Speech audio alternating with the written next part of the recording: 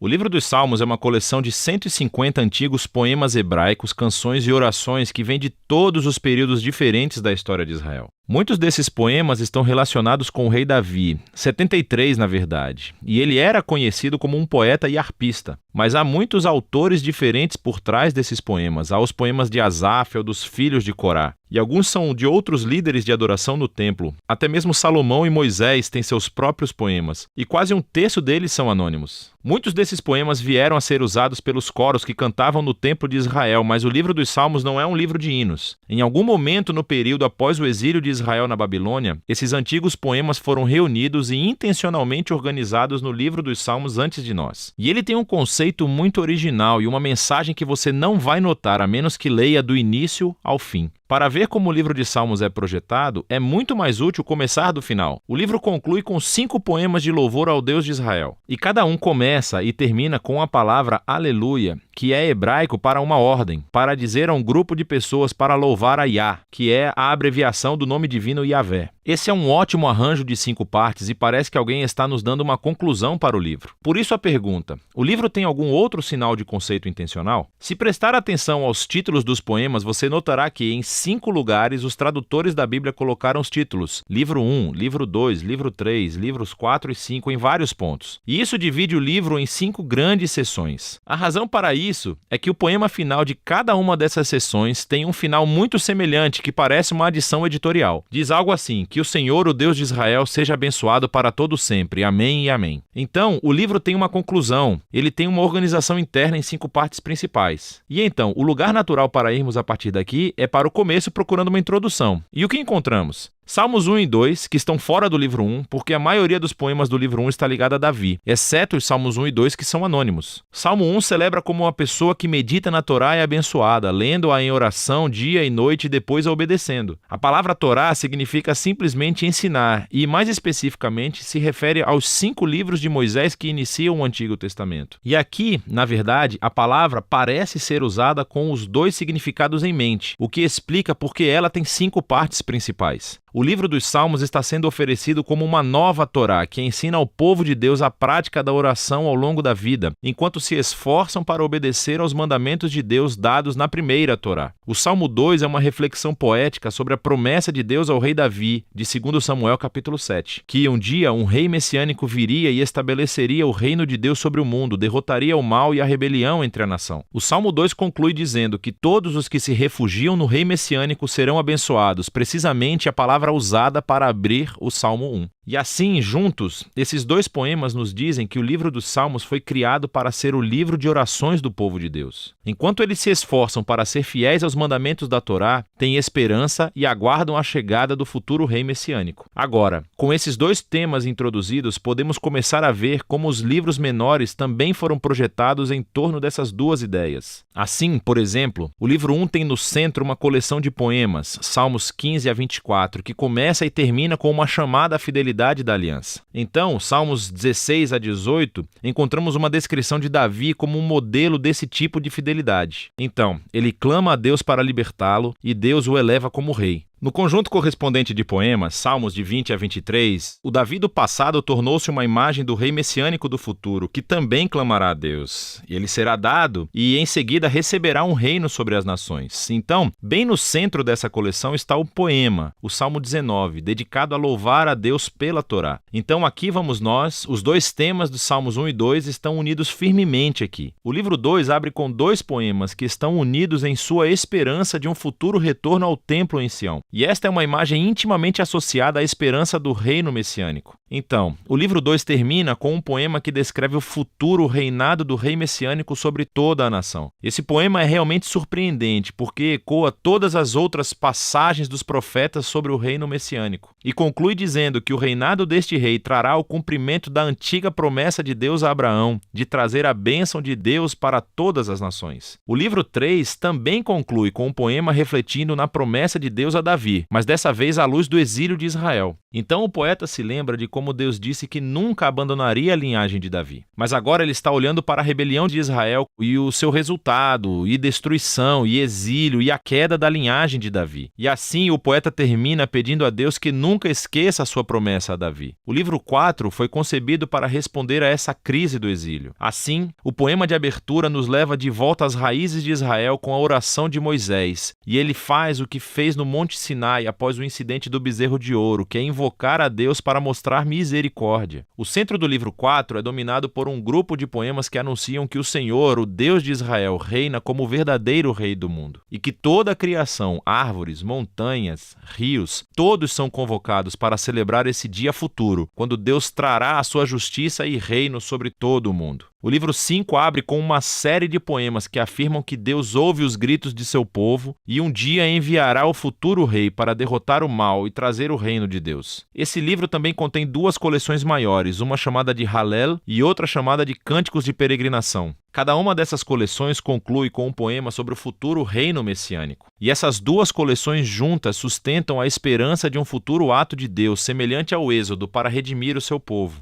E então, entre eles está o Salmo 119, o poema mais longo do livro. É um poema de alfabeto, onde cada linha começa com uma nova letra do alfabeto hebraico e explora a maravilha e o dom da Torá como a palavra de Deus para o seu povo. Então, aqui vamos nós. Os temas dos Salmos 1 e 2, Torá e Messias, combinam todos juntos aqui no livro 5, o que nos leva de volta a essa conclusão de 5 poemas. No poema do centro, Salmo 148, toda a criação é convocada para louvar o Deus de Israel, porque, como está escrito, ele levantou um chifre para o seu povo. O chifre aqui é uma metáfora do chifre de um touro erguido em vitória, e essa imagem ecoa de volta a mesma imagem usada na canção de Ana para o capítulo 2 de 1 Samuel, mas também para o Salmo 132 anterior. O chifre é um símbolo para o futuro rei messiânico e a sua vitória sobre o mal é uma conclusão apropriada para esse livro incrível. Aqui está mais uma coisa que você provavelmente não notará se não ler esse livro em ordem. Há muitos tipos diferentes de poemas no livro dos Salmos, mas todos basicamente se enquadram em duas grandes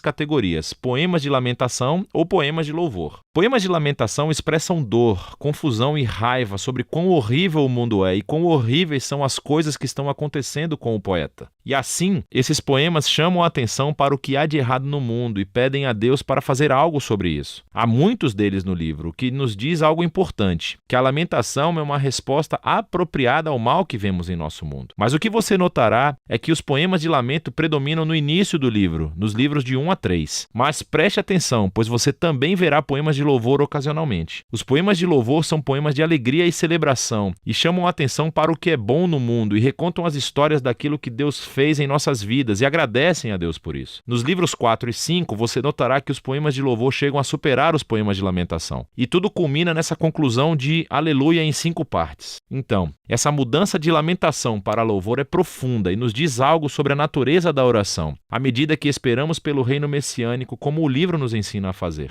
Isso criará tensão ao analisarmos o estado trágico do nosso mundo e das nossas vidas. E assim, os salmos nos ensinam a não ignorar a dor de nossas vidas, mas, ao mesmo tempo, a fé bíblica é voltada para o futuro, olhando para as promessas do futuro reino messiânico de Deus. E assim, a Torá e o Messias, lamentação e louvor, fé e esperança, é disso que se trata o livro dos Salmos.